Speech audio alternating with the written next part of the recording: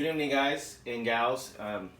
Starting a new channel, YouTube channel, and a clothing line too. Me and my buddy George. It's going to be called Fowl Bassin Life, and fowl is waterfowl, and bassin is bass fishing, of course. Could be striper fishing, could be bass fishing, but obviously, I live that life. You know, in the fall to the winter, I'm out there duck hunting, waterfowl hunting, and then the rest of the year I'm pretty much bass fishing. So we're gonna start that out. You know, pictures and everything gonna come out soon. But my first video today, I'm gonna be showing you guys how to pour a poison tail jig. Poison tail jig is probably one of my favorite jigs. Probably is my favorite jig to fish. You can swim it. You can flip it. It does very well in grass. Let's see real quick. This is how it turns out, of course. Like this. This is kind of not the final product, but once it's poured from lead, powder coated and everything, this is how it turns out here. And you can make a chatterbait out of it. I know guys that make a buzz bait, spinner bait, multiple things. The three main things I mainly pour these heads for is a flipping jig, a swim jig, and a chatterbait. Those are my three things that I pour it out with. So today that's what I'll be showing you from start to end.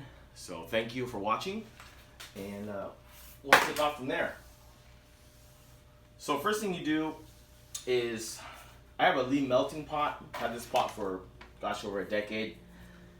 It's great. You can turn the dial up, go do something, come back in 10 minutes, and your lead is completely hot. You heat up your jig mold, or your do-it mold, basically. Before you do that, you want to take a couple drops of oil, and these little pins here, you want to drop oil through it so that way it doesn't seize up. And you see how dark these cavities are here? That's because you soot them. And it's basically the smoke from a candle.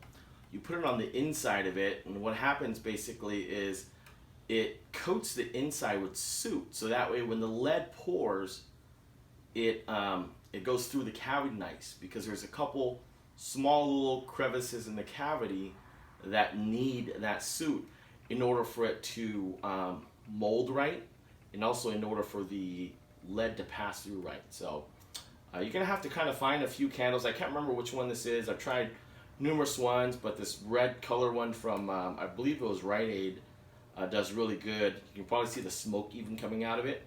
You want to get the cavities nice and dark, which I'll show you here.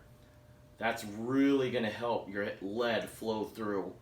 I've learned the hard way, of course, when I first started doing it, and since I've been doing it for over a decade now, I kind of have a sequence going. So you can see how dark these guys here, how dark they are.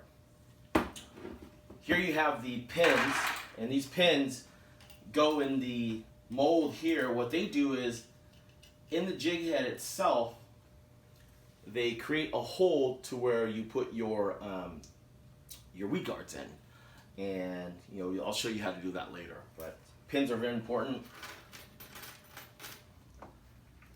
Since I mainly use these, here in California, because that's where I'm from, I fish a lot of California Delta. I'm about 5 minutes away in Clear Lake. I'm pouring these specifically because I'm out of black jig heads, and then brown also too. We're going to be fishing Future Pro Tournament in Clear Lake. So I'm going to be using a 5/0. This is a Mustad hook.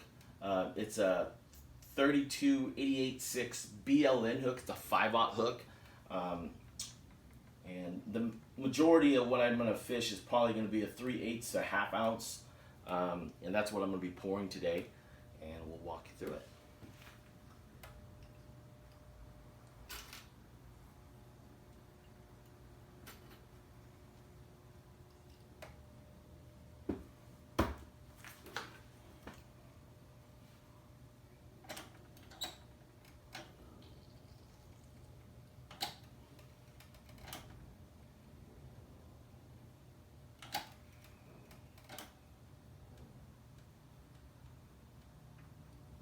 So I just heated up my pot, and you guys might not be able to see it, but it's not pouring.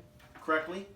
And typically what that means is you got to clean it out. I usually take a safety pin, stick it up through the spout, and I just kind of wiggle it.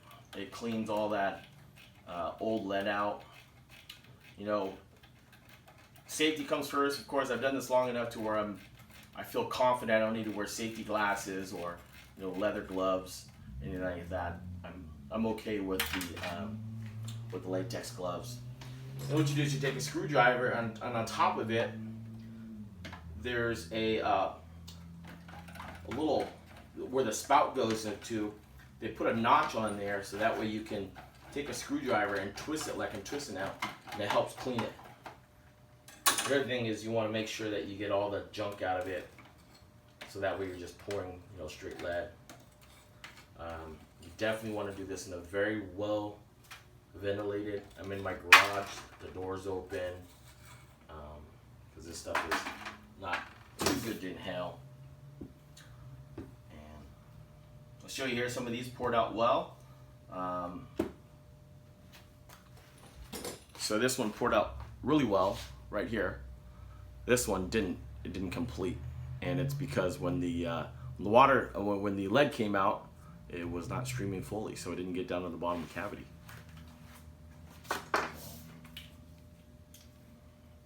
Take the pin out, put it inside the cavity. This one will hang up. This one poured out really well here.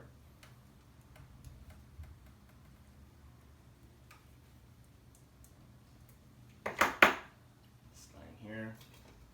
Put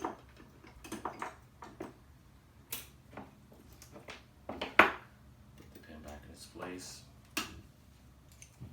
I'll show you what I do on these, these jig heads that don't pour out properly.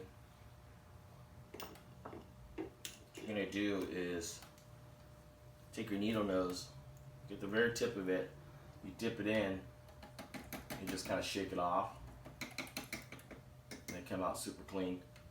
I let it cool off. I'll grab another hook here and place them back in.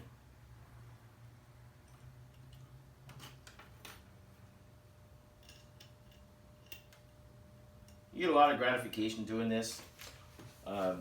Me and my buddy started doing this because it was hard to find a quality hand-tied jig in a certain color that you wanted to. So we started doing this, started hand-tying them, and we definitely perfected it. And you know, they're not worth it to sell it, but they're certainly worth it to give them away. And the pleasure of catching fish on them is probably the biggest thing.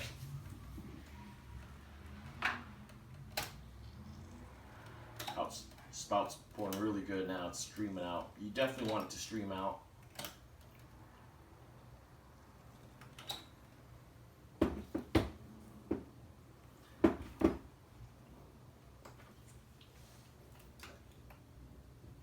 This guy's still not pouring complete, so there's something funky going on with it. Maybe I need to put more suit into it or something.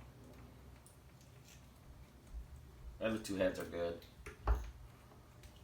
Dip this one back in.